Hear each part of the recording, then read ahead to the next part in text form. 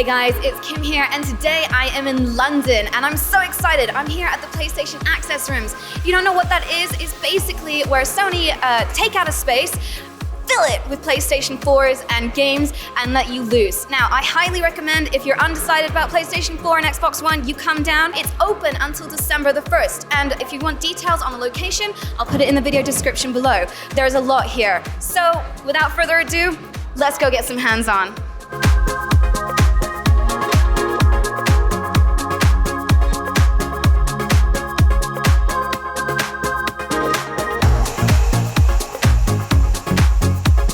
Here we go, guys. One of the reasons why we are here. This is the PlayStation 4. Very nice. And it's actually a lot smaller than I thought in real life. And it's, of course, in the classic black color. A little bit of a fact for you. PlayStation 4 is jet black. PlayStation 3, piano black. Yep. Can't really tell the difference, to be honest. So this has already come out in America, you lucky devils. And here in the UK, we have to wait until the 29th of November. And my God, I am frothing at the mouth for this. Maybe I could just take it home. No, that's pretty solid case.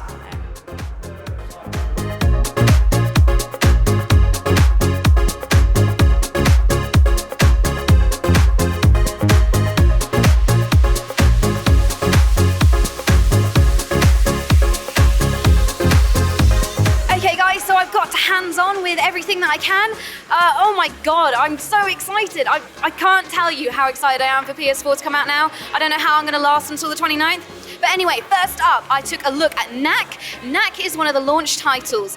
It's a platformer and it's created by Mark Cerny, who is one of the guys who worked on Crash Bandicoot.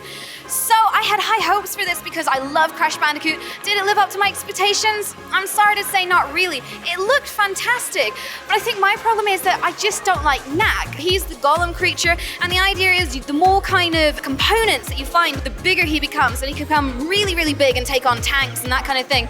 And that's a really cool idea, but I think for me personally, I just don't like Knack. I don't like a golem that's made out of disembodied bits, you know?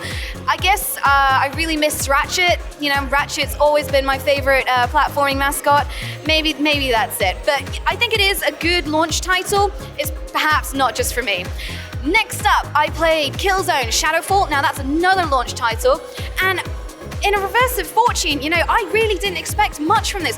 Killzone's always been a series that I've never really had high expectations for. It's a great shooter. I like the IP, I like the world, but for me, it's always been a bit brown. I always take the mickey out of it for being the brown shooter. But I was so surprised. It looks phenomenal.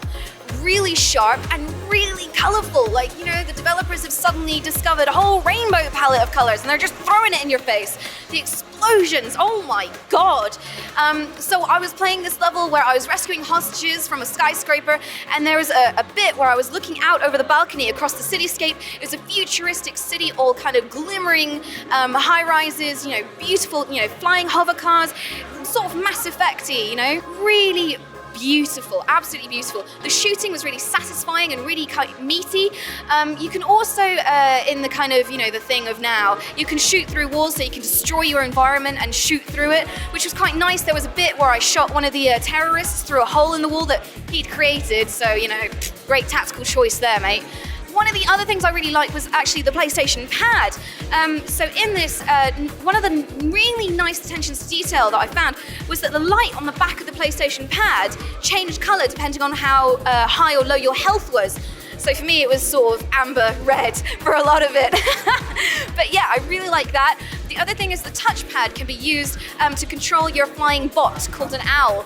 Now, I love that. So with, you know, you could easily just kind of swipe up, left, right, or down, and he would be in attack mode, defense mode. He would go and target a specific enemy, or he would throw up a shield for you, which is awesome.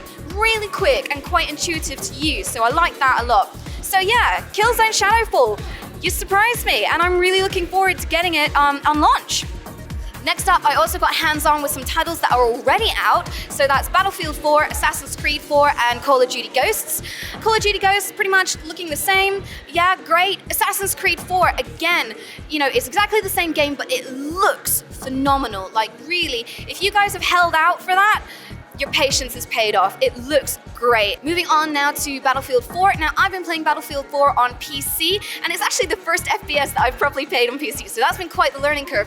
And if I'm honest, on the PlayStation 4, it looks pretty much the same as I'm seeing on my PC. My PC is relatively new, a couple years old, so yeah, it's looking great. But for console gamers, I think you're absolutely going to be blown away by how phenomenal it looks. Again, really sharp, really crisp, you know, a lot of sexy lens flare, explosions looking hot. Lego Marvel Superheroes, oh my god. In that Lego way, of course it's good. It's a lot of fun.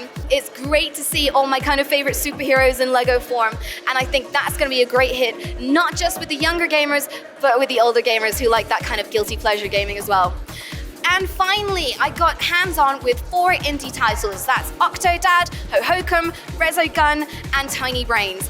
And if I'm honest, like my time here at the Access Rooms, these games have been what really has caught my attention. My favorite by far was definitely Octodad. Now, it's pretty insane. You control an octopus who's trying to pretend he's human, and it's sort of like co-op controls. So the triggers control each of his 4, well, he's got more than 4 limbs, but his kind of right limb, right tentacle, left tentacle, right bottom tentacle, right bottom, left bottom tentacle, and you have to go around, you know, kind of doing that kind of co-op style coordination, doing various tasks, and also trying not to create as much destruction as possible when people are looking at you, because if they look at you and they suspect that you're actually an octopus, then you've lost the game. You know, personally, just looking at the fact that you have loads of sticky tentacles might be a giveaway, but oh my god, it's so much fun. And you know what? I knew within like a minute of playing it, I'm definitely gonna do a Let's Play on it. So there you go, guys. Later on, when it finally comes out, we're gonna do a Let's Play on it, and it's gonna be a lot of fun. And then the other thing that really surprised me actually was Hohokum. It's not, when you first look at it, you think, okay, so it's one of these arty-farty games, don't really know what I'm doing with it. But it's made by the guys who did Frobisher Says, which was one of the launch titles on the Vita, and for me, it was my favorite launch title. It's this really wacky game, really eccentric sense of humor, and beautiful art style, and that has kind of carried over into Hohokum. So you control this snake thing that you fly around, and you don't really have a clear set of instructions. You just explore the level, and the one that I was doing, I had to pick up, draw out these tiny little people, pick them up on my back, and travel around finding pine cones, which if I took them to the top of the map, turned into kind of them flying kites. And it was such a lovely experience, you know, in all the kind of noise and the shooting and the killing and the violence. It was really nice to see kind of a really simple game with a beautiful art direction, and the soundtrack, oh my god. You know, I could just sit there and listen to it all day, and just kind of that satisfaction of exploring and then finding the next bit that you need to do through exploring was insanely gratifying, and you know, it really drew me in a kind of charming, really sweet sort of way. So Hohokum, another title I will definitely be looking at when that comes out. So yeah, that is the end of my hands-on time with all these amazing titles. I'll be honest, when I came down here, you know, after looking at the launch list, I wasn't, you know, that excited. I was like, yeah, next-gen console, great, fantastic. But, you know, what can I play on it?